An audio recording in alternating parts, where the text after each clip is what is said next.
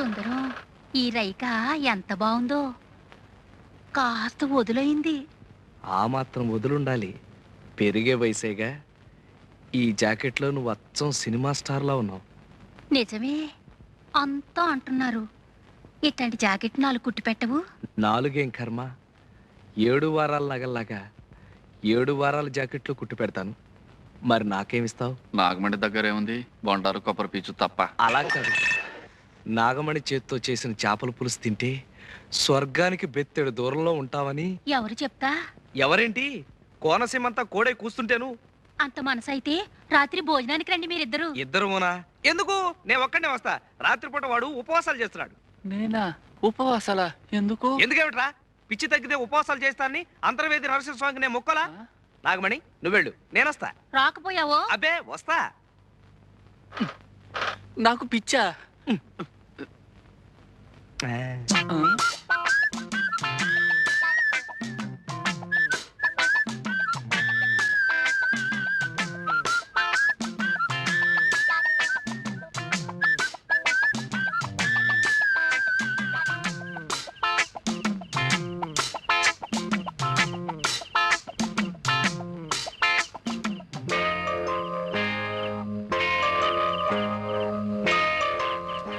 చంద్రుడి కోసం ఈ కలువు పువ్వు, చెమ్మజచ్చ కోసం నేను.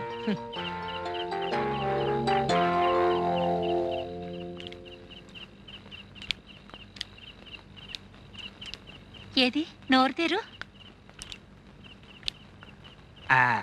అబ్బా, ఎంత ఎరగా పండిందో. అంటే నీకు పెళ్ళాం మీద ప్రేమ ఎక్కువ అన్నమాట. నీ నాలుగు కూడా ఎర్రబడింది అంటే నీకు కూడా మొగుడు మీద.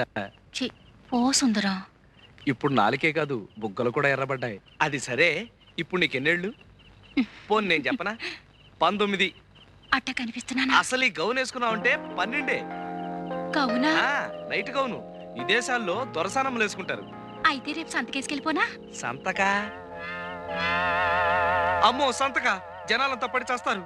ఇది పడుకోబోయేటప్పుడు వేసుకోవాలి. అప్పుడు బోల్డని ఇంగ్లీష్ కళ్ళొస్తాయి. అసలు ఇంగ్లీష్ సినిమాల్లో ఎలిజబెత్ అని ఒక యాక్టర్ ఉండేది. అలాగా? అది వేసుకున్న గౌన్ చూసి జనాలంతా ఎర్రెత్తిపోయేవాళ్ళంట. అది యాక్ట్ చేసిన సినిమాలు ఏడాది కొద్దీ ఆడేసాయి. తనంత గొప్పదాని అవడానికి కారణం ఆ గౌనేనని అది కుట్టిన టైలర్ ని పెళ్లి చేసుకుని తను ఎలిజబెత్ టైలర్ అయిపోయింది. సరిపోయిందో లేదో చూసుకో. పోనీ నన్ను తొడగమంటావా? సిగ్గు లేకపోతే సరి.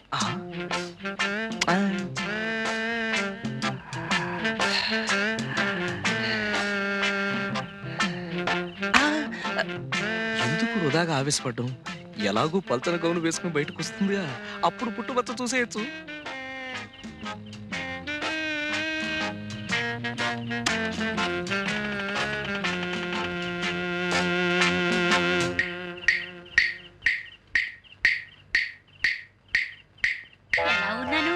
లోపలంగా వేసుకొచ్చావుగా, ఇంకా జమచచ్చేం కనిపిస్తుంది? అదే ఎలిజబెత్ లా మాత్రమేనో టైలర్ లా లేవని.